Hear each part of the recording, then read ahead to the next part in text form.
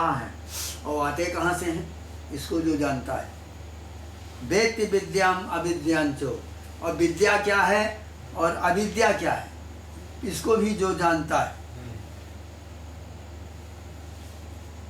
उसको भगवान कहते हैं। यह भगवान की व्याख्या हो गई।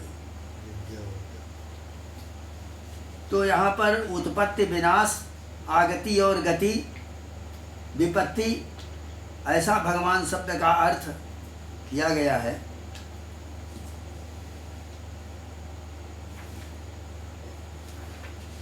तो भगवान कह रहे हैं कुतस्त्वाकस्मलमिदं विषमे समुपस्थितम। अरे हे अर्जुन, ऐसी विषम परिस्थिति में तुमको ये मोह कहाँ से प्राप्त हो? आज जो विषम परिस्थिति है, डंके बज रहे हैं, शंख बज रहे हैं, बड़े बड़े वाद्य बज रहे हैं, अपने अपने अस्त्रों शस्त्रों को और दिव्य अस्त्रों शस्त्रों को सब लोग तैयार कर रहे हैं, और ऐसे विषय समय पर तुमको ये अनार्य, जो कि आर्य नहीं है, श्रेष्ठ मार्ग नहीं है, ये कहाँ से आया? न तो ये शिष्ट पुरुषों द्वारा आचरित है। आज तक शिष्ट पुरुषों ने इस तरह का आचरण नहीं किया। न ये स्वर्ग देने वाला है और न कीर्ति देने वाला है। ये तुमको कैसे हुआ? क्लैब्यम्मास्मगमः पार्थो नयि तत्त्वयुपपद्यते क्षुद्रं हृदय दौर्बल्यं त्यक्तोत्तिष्ठो परन्तपो।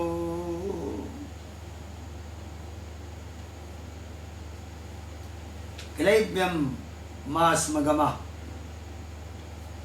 हे अर्जुन, इस नपुंसकता को तुम छोड़ो। तुझमें यह उचित नहीं है हे परम तप।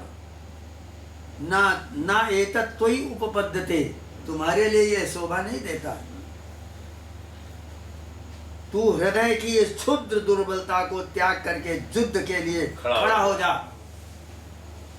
त्यक्ता उत्तिष्ठ परम तप, हे परम तपस्वी, या ये शब्द दिया।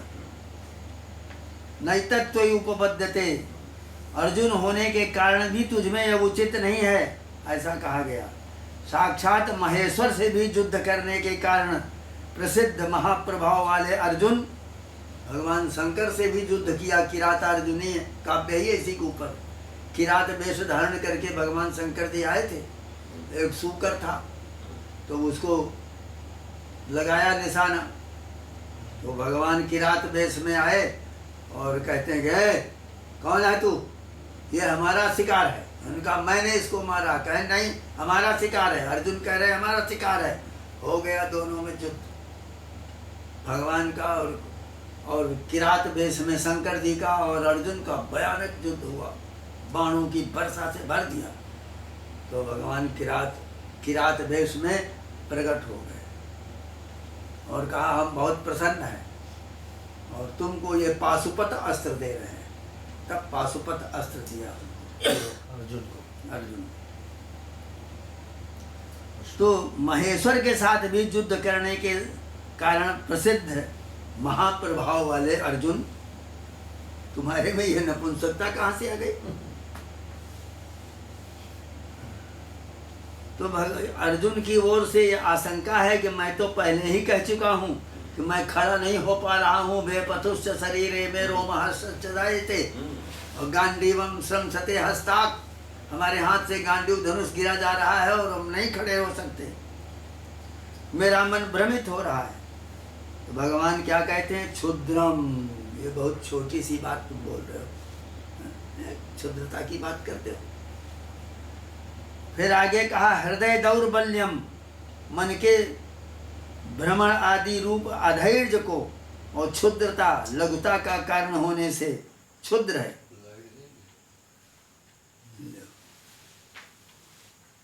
इसको त्याग कर विवेक से तुम दूर करके और युद्ध के लिए तैयार हो जाओ। क्षुद्रम हृदय दौर्बल्यम त्यक्त्वा उत्तिष्ठ परम तपो। हे परम तपो, परम तपस्वी। अर्जुन उवाचो कथम भीष्महं संख्ये द्रोणं च मधुसूदनो श्यामी पूजार्हा वरिसूदनो।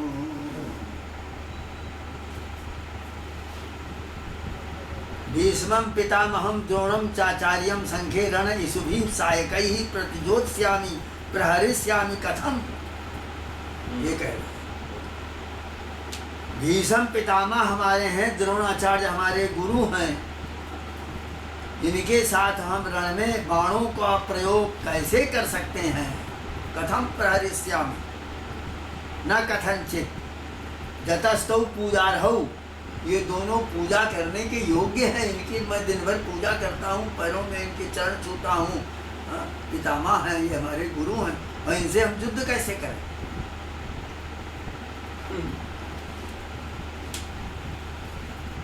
तो पूजार्हा अथवा पूजा के योग्य हैं, हम कैसे युद्ध करें। हे मधुसूदन, हे अरिसूदन, मैं युद्ध में पूजा के योग्य भीष्म पितामह और द्रोणाचार्य के साथ बाणों से किस प्रकार युद्ध करूंगा, बताओ। गुरोरप्यवलिप्तस्य कार्या कार्ये मजानतः तथा प्रतिपत्रस्य परित्यागो विधीयते।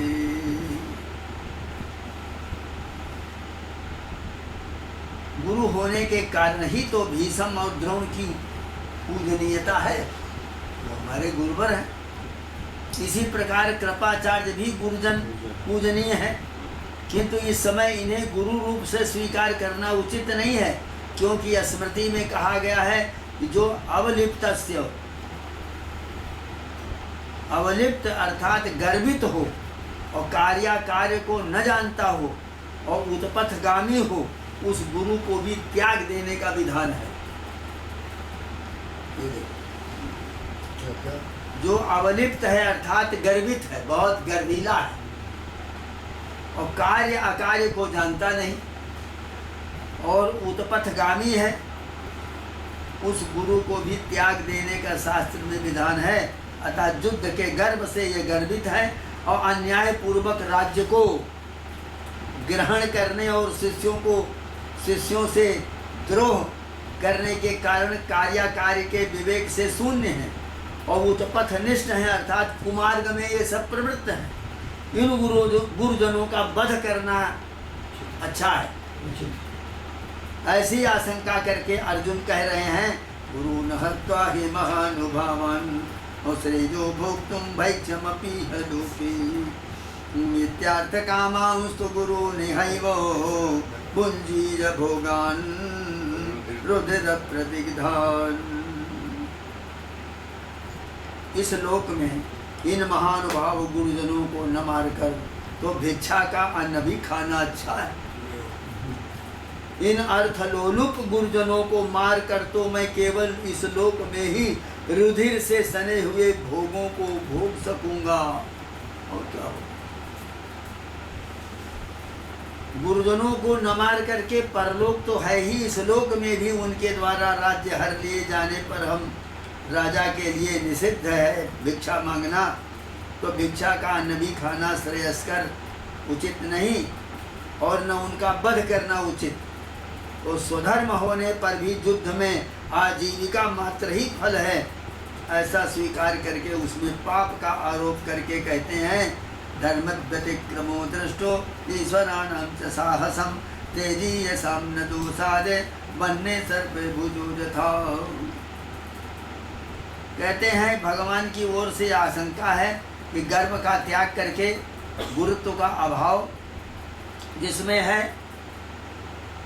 तो अर्जुन कह रहे हैं कि महानुभावों को शास्त्र श्रवण अध्ययन तप आचार इनके कारण जिनका महान अनुभव प्रभाव है, ऐसे गुरुजन, तात्पर्य है जिन्होंने काल काम को भी अपने बस में कर लिया है, ऐसे पूर्णशालियों को छोटे छोटे पापों का संसर्ग नहीं होता। जैसे अग्नि जो है जलती है तो सबको जला देती है, न छोटे पदार्थ को छोड़ती है न बड़े को छोड़ती है।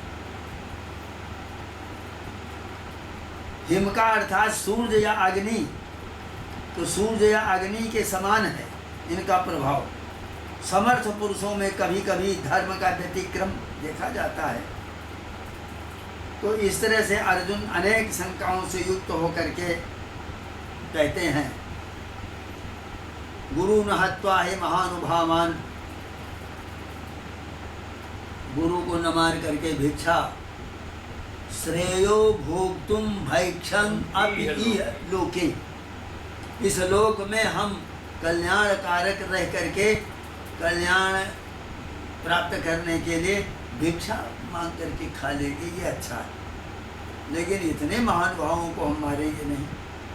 हत्वार्थ कामांश तो गुरु निहैव, इन लोलुप अर्थ लोलुप गुरुजनों को मार कर मैं केवल इस लोक में रुधिर खून से सने हुए भोगों को भोगूं, ये हमारे द्वारा नहीं होगा। न चैतद्विदमः कतरन्नो गरीयो जदवा जगेमो ददिवानो जयेयुः, यानेव हत्वा न जजेभिसामस्तेव स्थिताः प्रमुखे धार्तराष्ट्राः।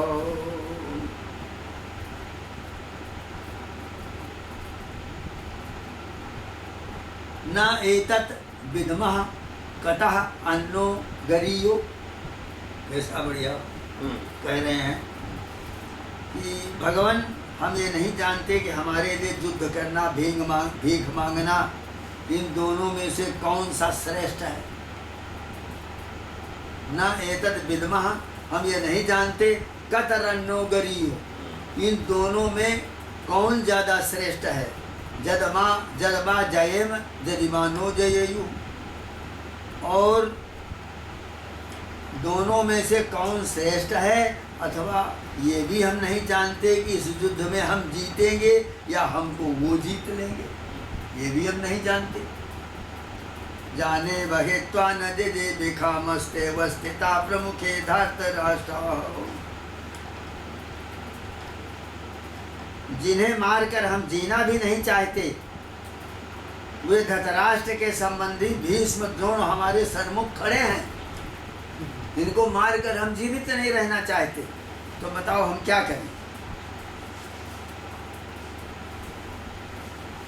यदि विजय हो गई वो फलता हमारी पराजय है, क्योंकि जिन बंधुओं को मारकर हम जीना भी नहीं चाहते, विषयों को भोगने की तो बात ही क्या है। धार्तराष्ट्र धृतराष्ट्र के संबंधी सभी भीष्म द्रोण हमारे सम्मुख अवस्थित हैं।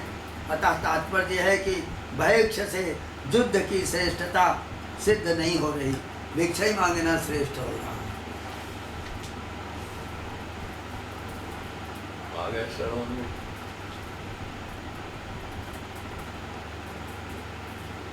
यहाँ पर गुरूपपत्ति, संसार के दोषों को जानकर अत्यंत विरक्त हो जाता है आदमी, विधिवत गुरु की शरण ग्रहण कर लेता। जब तक आपको वैराग्य नहीं होगा तब तक गुरु की शरण में आओगे नहीं। तो जब दृढ़ वैराग्य हो जाए तब गुरु की शरण में आता है, उसे ही ब्रह्म विद्या के ग्रहण का अधिकार है। इस प्रकार भीष्म आदि संकट के कारण वित्थायात भिक्षर्यं चरन्ति, ये बृहदारण्यक उपनिषद में है। पुत्र ऐषणादि से विमुख होकर, पुत्र की इच्छा नहीं, धन की इच्छा नहीं, संसार में राज्य की इच्छा नहीं, वही आदमी भिक्षाचर्या करता है, दूसरा तो भिक्षाचर्या नहीं करता। अर्जुन की अभिलाषा दिखाते हैं, संकट के ब्याज से उसकी विधिवत गुरूपसत्ति भी दिखाते हैं। तो कहते हैं कि कार्पेण दोषोपहृत स्वभावः अप्रक्षामि त्वा धर्म सम्मूढ़ चेता जच्छ्रेयास्यान्निश्चितं ब्रूहि तन्मे शिष्यस्तेऽहं साधिमां त्वं प्रपन्नम्। कृपणता रूपी दोष के कारण उपहृत हुए स्वभाव वाला, धर्म के विषय में विमूढ़ चित्त मैं आपसे पूछ रहा हूँ कि जो निश्चित श्रेय हो वो मुझे बताइए। मैं आपका शिष्य हूँ, आपकी शरण में आया हूँ, आप मुझे उपदेश दीजिए। जो स्वल्प भी आर्थिक क्षति को सहन नहीं कर सकता वो कृपण है, इस लोक में प्रसिद्ध है।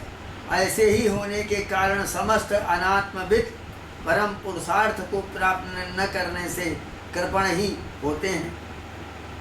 श्रुति में कहा गया है, यज्ञवल्क्य और गार्गी का संवाद है, हे गार्गी, जो व्यक्ति इस अक्षर पुरुष को यानी सच्चिदानंद स्वरूप पर ब्रह्म को न जानकर इस लोक से चला जाता है उसको कृपण कहते हैं।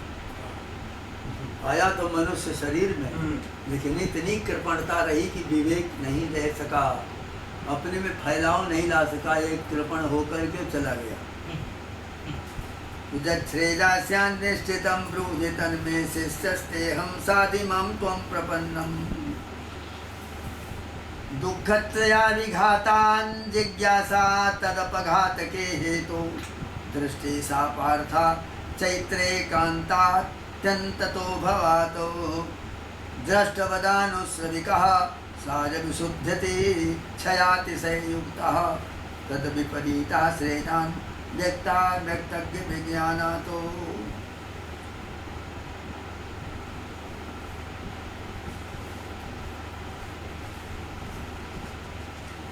जो निश्चित हो, एकांतिक हो, आत्यंतिक हो, यानी एक तो एकांत और एक आत्यंतिक अंतिम उपदेश। तो एकांतिक और आत्यंतिक कल्याण परम पुरुषार्थ रूपी फल हो, वो मुझे बताइए। साधन के अनंतर जब साधन करोगे तो फल आएगा, बिना फल ही के लिए साधन किया जाता है। यहाँ पर एक क्षण भी ऐसा कोई कर्म नहीं जो फल वाला न हो। इस संसार में उठना, बैठना, चलना, फिरना, बोलना, सूंघना, संस्पर्श करना, सब फल की आशा से, सब फल वाला है। और फल रहित होने पर ब्रह्म ज्ञान मिलेगा। उत्पन्न हुए फल का विनाश न होना, ये आत्यंतिकता है। जैसे औषधि करने पर कदाचित रोग निवृत्ति न भी हो और उत्पन्न रोग निवृत्ति पुनः रोगोत्पत्ति से विनष्ट हो जाए, इसी प्रकार यज्ञ करने पर भी प्रतिबंध के कारण स्वर्ग न मिले और स्वर्ग मिलने पर भी वो दुखाक्रांत रहे या नष्ट हो जाए, इन दोनों में औषधि प्रयोग और यज्ञ का अनुष्ठान, ये आत्यंतिकता नहीं हो सकती। तो कहते हैं आध्यात्मिक, आदि भौतिक, आदि दैविक, तीन प्रकार के दुख हैं। इनके प्रहार से उसको दूर करने वाले शास्त्रीय साधन उपाय के विषय में जिज्ञासा होनी चाहिए। यदि कोई ये कहे कि दुख विनाश का लौकिक उपाय विद्यमान होने के कारण वो शास्त्र जिज्ञासा व्यर्थ है, तो उत्तर है कि ऐसी बात नहीं है। उस लौकिक उपाय से दुख खतरे की एकांतिक आत्यंतिक निवृत्ति नहीं होती। यानी बुखार आया, बुखार की दवा आपने ले लिया, बुखार तो दूर हो गया, लेकिन तीन प्रकार का जो दैहिक, दैविक, भौतिक ताप है वो तो निवृत्त नहीं होगा। उसको भूख को भोगने के लिए शरीर आपको रखना ही पड़ेगा।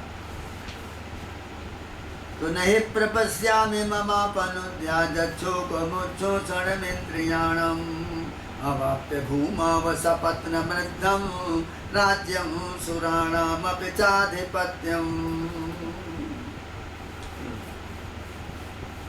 इस धरती का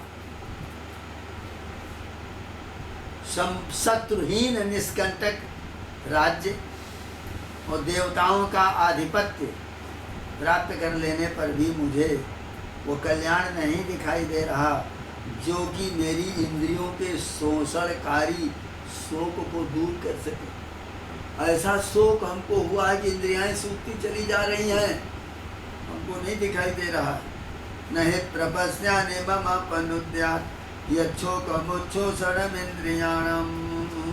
हमारी इंद्रियों को जो शोक हुआ है उसकी शांति करने का हम उपाय नहीं ढूंढ पा रहे। अवाप्य भूमा वसपत्नमृद्धं राज्यं सुराणामपि चाधिपत्यम्।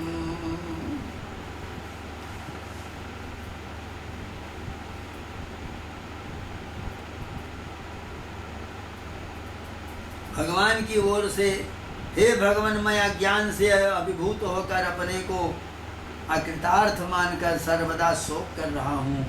आप अनुग्रह करके आत्मज्ञान रूपी नौका द्वारा मुझे इस शोक सागर से पार कर दीजिए। राज्यम सुराणाम अभिचा विपत्यम, यदि शोक निवृत्ति न हो तो क्या दोष है? तो ऐसी आशंका करके कहते हैं शोक का विशेषण है इंद्रियों का शोषणकारी, सर्वदा संतापकारी वो शोक। भगवान की ओर से ये आशंका करके युद्ध के लिए प्रयत्न करने पर तेरे शोक की निवृत्ति हो जाएगी। ये जीतता है तो राज्य प्राप्ति, नहीं तो स्वर्ग प्राप्ति। धर्मशास्त्र में कहा गया है द्वाविमौ पुरुषौ लोके सूर्यमंडल भेदिनौ, दो प्रकार के पुरुष संसार में होते हैं जो सूर्य मंडल का भेदन करते हैं। सूर्य मंडल के भीतर से होकर के ब्रह्मलोक को जाते हैं, वो दो पुरुष इस तरह के होते हैं। परिव्राट योग युक्तश्च रणेचा विमुखो हतः, जो परिव्राट है सन्यासी, सारा त्याग करके आत्मज्ञान को प्राप्त करके सूर्य मंडलम भित्वा ब्रह्मलोके महीयते, वो सूर्य मंडल का भेदन करके ब्रह्मलोक में जाता है।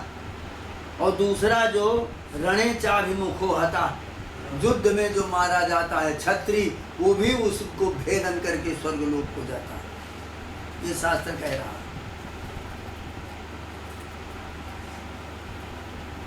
तो इसके पश्चात अर्जुन ने क्या किया? ऐसी धृतराष्ट्र की जो आकांक्षा थी, तो संजय ने कहा, संजय उवाचो एवं मुक्ता ऋषिकेशं गुडाकेशा परन्तपः न जोत्सयति गोविंदो मुक्ता तूष्णीं बभूवः। संजय ने कहा, हे गुडाकेश,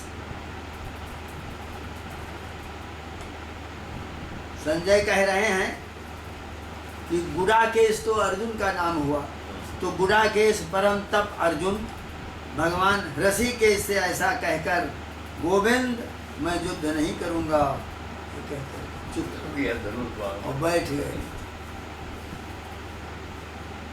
गुडाकेशो जितालस्या परम तपः, जो परम तपस्वी है, आलस्यहीन है, उसको गुडाकेश कहते हैं।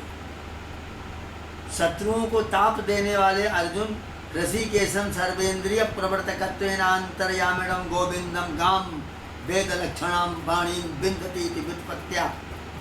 वेद गा कहते हैं वेद को वेद की वाणी को जो प्राप्त किए हुए है वो गोविंद, जिनकी वाणी से वेद ही वेद निकल रहे हो। गाम वेद वाणी विंदते लभते इति गोविंदा का नाम गोविंद शब्द का अर्थ है, जो वेद वाणी जिसके मुख से निकले वही गोविंद।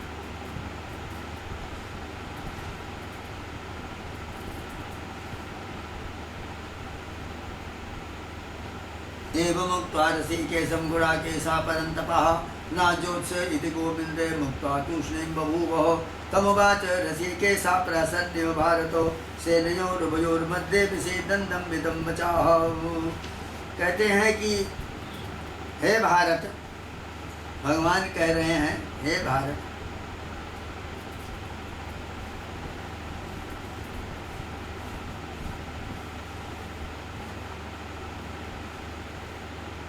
तम उवाच ऋषिकेशः प्रहसन् इव भारत सेनयोरुभयोर्मध्ये विषीदन्दम् इदं वचः।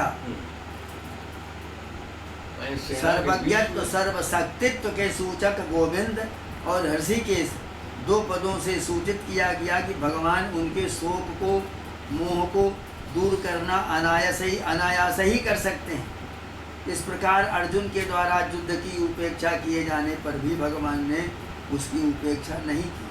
धृतराष्ट्र की दुराशा को दूर करने के लिए संजय कह रहे हैं हे भारत, हे धृतराष्ट्र, वो वहाँ कह रहे हैं हस्तिनापुर में बैठे हुए, हे धृतराष्ट्र, दोनों सेनाओं के बीच में विषाद को प्राप्त हुए उस अर्जुन से भगवान ऋषिकेश हंसते हुए ये वचन बोले। तमुवाच ऋषिकेशा प्रहसन्नेव भारतो सेनयोरुभयोर्मध्ये विषेदन्तम् इदं वचः।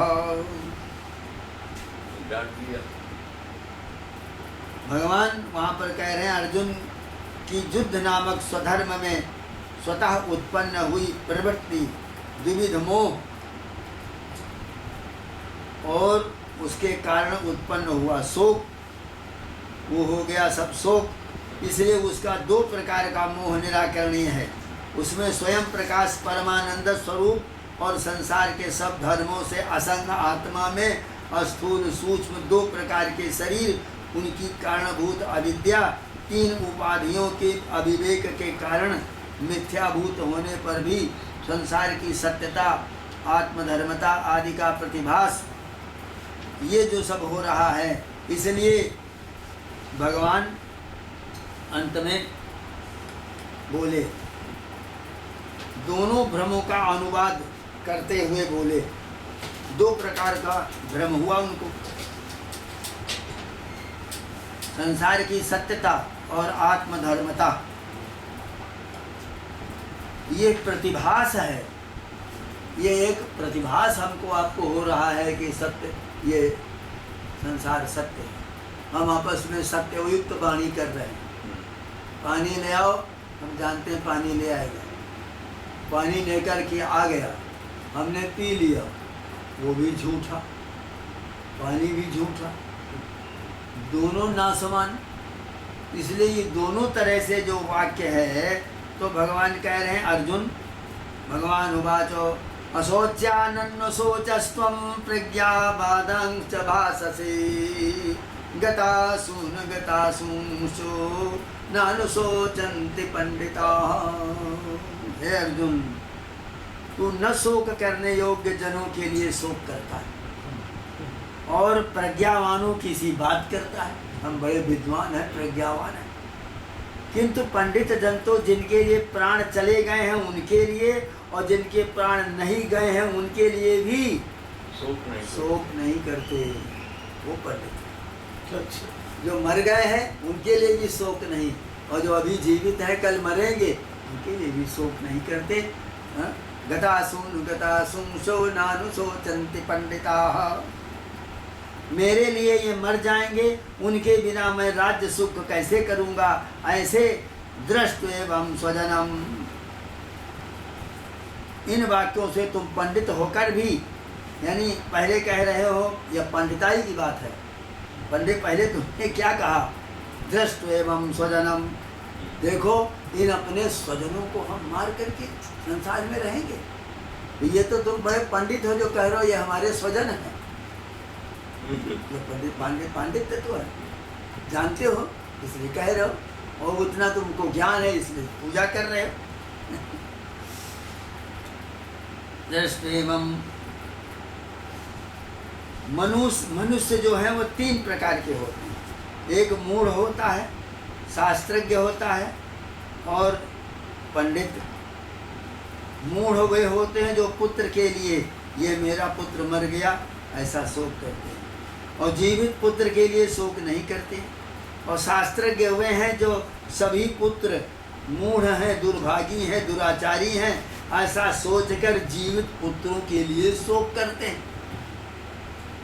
दो बातें बताई जाती हैं। अशोच्यानन्नो शोचस्त्वं, ऐसा बढ़िया भाष्य है कि मनुष्य जो है वो तीन तरह के। ये एक तो वो हैं जो पुत्र के लिए शोक करते हैं कि मेरा पुत्र मर गया, और जीवित पुत्र के लिए शोक नहीं करते।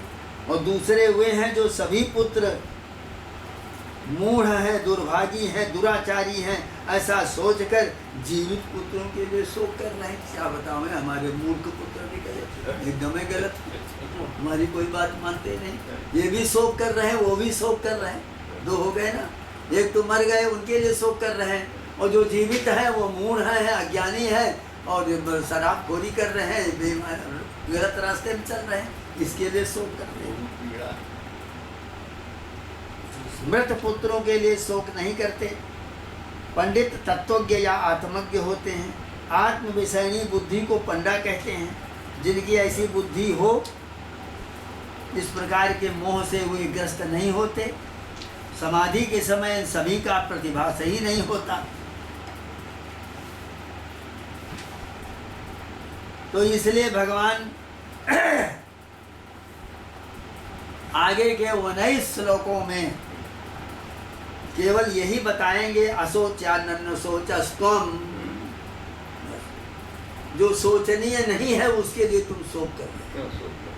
यही केवल 19 श्लोकों में आगे इसी की व्याख्या है एक तरफ से। इस वाक्य का विवरण है स्वधर्मम अपि चापेक्षो न विकंतु तुमर्हसि। ये 8 श्लोक हैं। इनसे प्रज्ञावादांश भाष्य से इस वाक्य की विवृत्ति कि बड़े भारी विद्वान हो ऐसा तुम बोल रहे हो।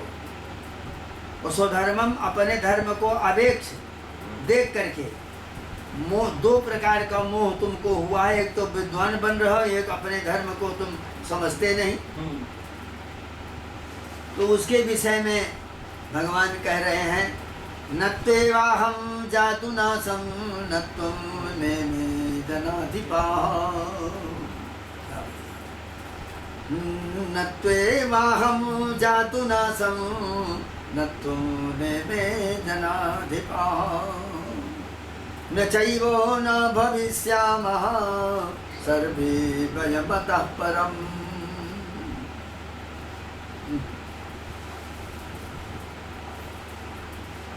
कैसी बढ़िया है। यही से प्रारंभ किया 31वें श्लोक। न तु एव अहम जातु, न तो ऐसा है कि मैं किसी काल में नहीं था, किसी काल में मैं नहीं था, ऐसा नहीं है, मैं सदा सर्वदा रहा। न तु एव अहम जातु न असम न त्वम न इमे जनाधिपा। मैं किसी काल में नहीं था और या तू नहीं था, न तुम नहीं थे, मैं नहीं था, अथवा ये राजा लोग नहीं थे, और न ऐसा ही है कि इससे आगे हम सभी नहीं होंगे। बढ़िया विषय है, समझने का विषय गीता है तो बहुत गंभीरता से समझो और एकांतिक चित्त बनाओ। ये पल्ले पड़ता नहीं पड़ेगा। न त्वेवाहं जातु नासं न त्वं मे जनाधिपा न चैवो न भविष्यामः सर्वे वयमतः परम्। और न ऐसा है और इससे आगे भी हम सभी नहीं होंगे। अतः परम, अब इसके बाद न चैव न भविष्यामः, हम क्या नहीं रहेंगे, इसके बाद भी रहेंगे, मरने के बाद भी रहेंगे, मरने के पहले भी हैं। क्या अर्थ निकला? जन्म के पहले भी थे और जन्म के पश्चात भी, मरने के बाद भी रहेंगे। तो न त्वेवाहं जातु नासं न त्वं मे जनाधिपा न चैवो न भविष्यामः सर्वे वयमतः परम्। अब ये यहाँ पर बतला रहे हैं, अर्जुन की ओर से यह आशंका है कि चैतन्य विशिष्ट देह मात्र आत्मा है। आत्मा तो जो चैतन्य है शरीर में वो है, ये लोकायति को का मत है। ऐसा स्वीकार करने पर भी मैं अस्थूल हूँ, गोरा हूँ, जाता हूँ, इनकी प्रामाणिकता अखंडित होगी। अतः देह से अतिरिक्त आत्मा कैसे हो सकता है? कदाचित है तो उसकी जन्म विनाश शून्यता कैसे सिद्ध होगी? कहते देवदत्त पैदा हुआ और देवदत्त मर गया। देह के जन्म और नाश के साथ आत्मा के भी जन्म और विनाश की उपपत्ति हो जाएगी। तो भगवान कह रहे हैं कि अर्जुन, देहिनोऽस्मिन् यथा देहे कौमारं यौवनं जरा तथा देहांतर प्राप्तिर्धीरा तत्र न मुह्यति।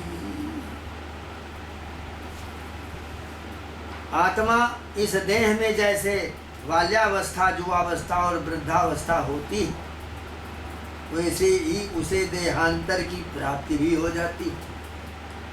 इस आत्मा को जैसे पहले बाल्य था, जुआ हुआ, वृद्ध हो गया, इसी तरह से देहांतर की भी प्राप्ति हो जाती है। उस विषय में धीर पुरुष जो है वो मोह नहीं करते। धीरा तत्र न मुह्यति।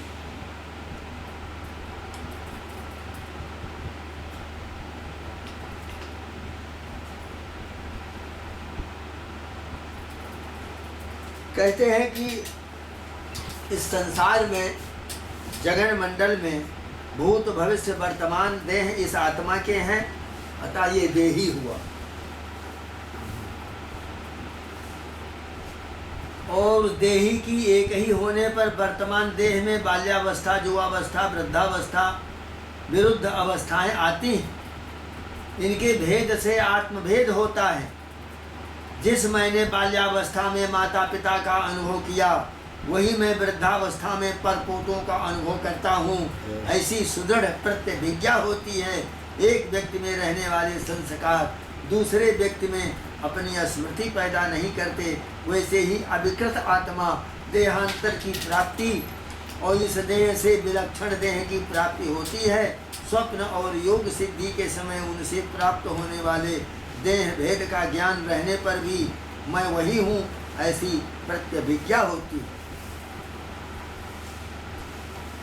कहते हैं कि बालाग्र सतभाग से सतधा कल्पितस्य चो भागो जीवा सभिज्ञेया चानंत्याय कल्पते। बाल जितना मोटा होता है आपके सिर में, उतने ही लंबा काट कर एक गोल टुकड़ा कर लें और उस एक टुकड़े में उसकी चौड़ाई के 100 भाग करें आप।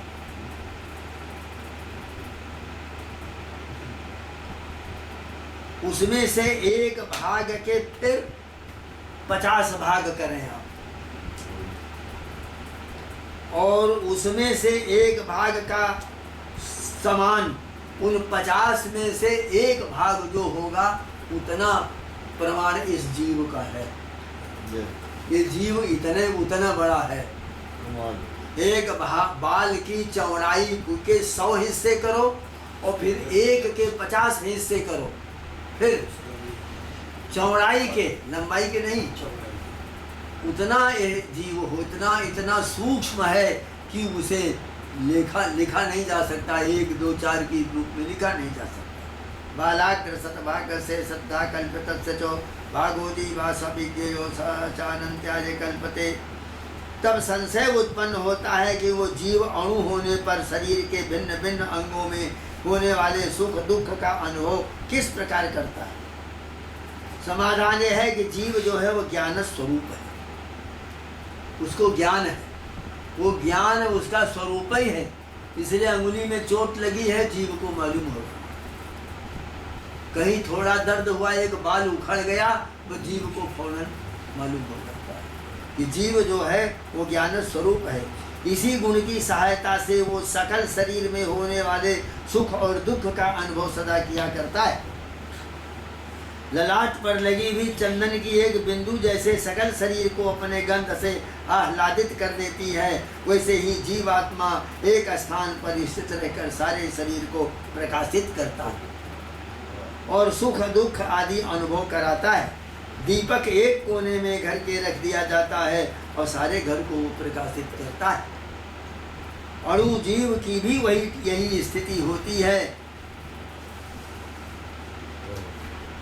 इसलिए कह रहे हैं मात्रा स्पर्शास्तु कौन्तेयो शीतोष्ण सुख दुखदा आगमापादिजो नित्यास्नान्ति तिक्षस्व भारतो। हे कौन्तेय, सर्दी गर्मी सुख दुख को देने वाले इंद्रिय और उन विषयों के संयोग उत्पत्ति और विनाशशील और अनित्य हैं। हे भारत, उसको तू सहन कर। ये सब पे सब आने वाले हैं, जाने वाले हैं। चाहे जितनी ठंडी पड़े उसको सहन करो, चाहे जितनी गर्मी हो उसका सहन करो। ये आने वाली है और जाने वाली है, स्पर्श मात्र है ये।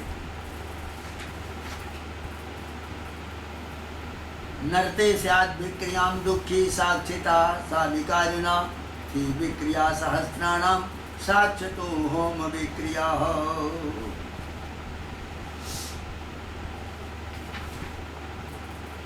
यही न व्यथयत्यन्ते पुरुषं पुरुषर्षभो सम दुःख सुखम धीरम सौमृतत्वाय कल्पते। हे पुरुष श्रेष्ठ, सुख और दुख में समान रहने वाले जिस धीर पुरुष को ये इंद्रियां और विषयों के संबंध व्याकुल नहीं करते, वही मोक्ष करने के योग्य होता है। यतो मानानि सिद्ध्यन्ति जाग्रदादित्रयं तथा भावा भाव विभागश्च सा ब्रह्मास्मीति बुध्यते। ये बताते हैं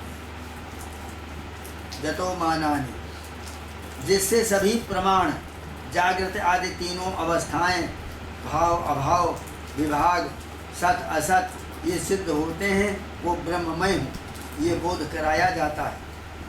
ये सुख दुख देने वाले इंद्रिय और विषयों के संबंध उस आत्मा को व्यथित नहीं करते, विकृत नहीं करते। बहुत बड़ा भाष्य है इस श्लोक का। तो कह रहे हैं कि शंका करते हैं, अच्छा स्वीकार करे लेता हूँ कि पुरुष एक ही है और सत्य पुरुष का जड़ दृष्टत्व रूपी संसार सत्य है।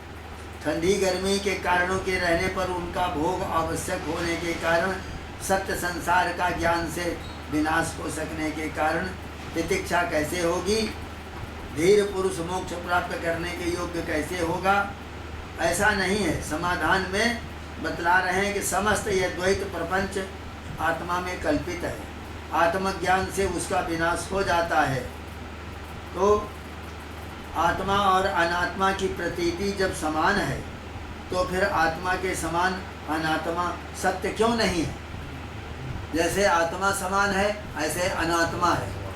तो जब आत्मा अनात्मा समान समान है तो जैसे आत्मा की प्रतीति होती है तो अनात्मा में सत्य क्यों नहीं, अथवा अनात्मा के समान आत्मा मिथ्या क्यों नहीं है? ये आत्मा अनात्मा दोनों जब एक हैं तो आत्मा जैसे सत्य है और अनात्मा मिथ्या है, तो कहते हैं अनात्मा सत्य है और आत्मा मिथ्या है, ऐसा क्यों नहीं हो सकता? तब भगवान कह रहे हैं, ना सतो विद्यते भावो ना भावो विद्यते सतः उभयोरपि द्रष्टुस्तत्त्वदर्शिभिः। असत वस्तु की कभी सत्ता नहीं होती और सत का कभी अभाव नहीं होता। तत्वज्ञानियों द्वारा दोनों की ही एक नियत रूपता निश्चित की गई है।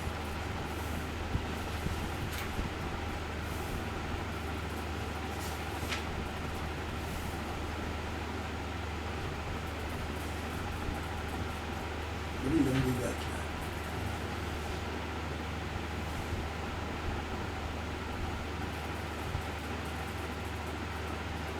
ना सतो विद्यते भावो ना भावो विद्यते सता।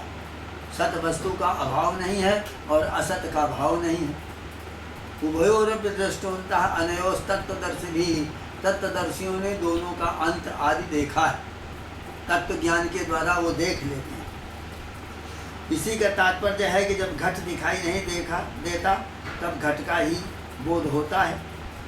जब घड़ा दिखाई दे रहा है सामने तो मालूम हुआ घड़ा है, और जब वस्त्र दिखाई देता है तो मालूम होता है वस्त्र है। किंतु घट पट की जो भिन्नता है वो है भेद। घट अलग है घड़ा और पट माने वस्त्र, दोनों दिखाई दे रहे हैं लेकिन दोनों में भेद है। तो और भेद के अनुभव को एक पृथक अनुभव स्वीकार करना, तो कहते हैं ये दोनों कैसे होंगे? अविनाशी तो तद विद्धि जेन सर्वमिदं ततम विनाशमव्यजस्यासे न कश्चित् कर्तुमर्हसि। जिससे यह समस्त दृश्य समूह व्याप्त है, उस सत रूपी अस्फुरण को तुम अविनाशी समझो। इस अव्यय सत का विनाश कोई भी नहीं कर सकता, ये बता रहे। ननु स्फुरण रूप से सतः कथम अविनाशित्वम। जो सत जिसका स्फुरण हो रहा है हमारे शरीर में, हम बोल रहे हैं, हाथ पैर उठा रहे हैं, वो सत है। तो वो अस्फुरित हो रहा है, अविनाशी क्यों है? उसको अविनाशी क्यों बता दिया आपने? क्योंकि ये स्फुरण जो हो रहा है वह तो हाथ का, देह का धर्म है। देह के प्रतिक्षण परिणाम होते हैं, अस्फुरण भी प्रतिक्षण विनाशी है, ये भूत चैतन्यवादी है। तो भगवान कह रहे हैं अंतवंत इमे देहा नित्यस्योक्ताः शरीरिणः अनाशिनो प्रमेदस्य तस्मात् युद्धस्व भारतो। हे भारतो, हे अर्जुन, नित्य अविनाशी और अप्रमेय आत्मा के ये सभी देह विनाशशील हैं, इसलिए तुम युद्ध करो। भाई इसमें अन्नमय कोश अपंजीकृत